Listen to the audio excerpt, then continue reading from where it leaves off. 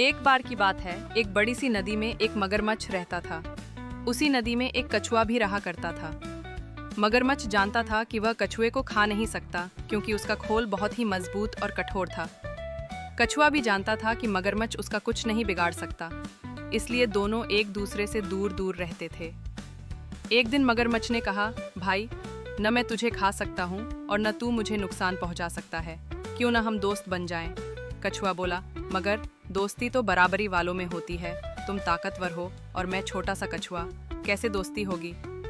मगरमच्छ को यह बात बहुत बुरी लगी।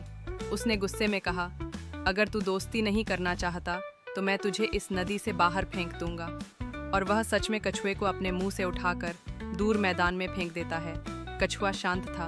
उसने कहा, कोई बात नहीं, मैं किसी और नदी में चला जाऊंगा, मुझे तुम्हारी नदी की जरूरत नहीं। मगरमच्छ हंसते हुए बोला, यहाँ से दूसरी नदी बहुत दूर है, तू वहां तक कभी पहुंच नहीं पाएगा। अब मुझसे माफी मांग ले या नदी में लौटने का ख्याल छोड़ दे। कछुआ बोला, मैं धीरे धीरे चलकर नई नदी जरूर पहुंच जाऊंगा, लेकिन अब इस नदी में वापस नहीं आऊंगा। और वह मैदान की ओर धीरे धीरे बढ़ने लगा। उधर मगरमच्छ गुस्से में वापस लौटने लगा, लेकिन गलती से वो एक ऐसे रास्ते पर चला गया जहां बहुत गीली और फिसलन भरी मिट्टी थी। वो रास्ते में फंस गया। जितनी कोशिश करता उतना ही मिट्टी में धंसता चला गया। उसी समय कछुआ आवाज सुनकर वापस लौटा और मगरमच्छ को फंसा हुआ देखा।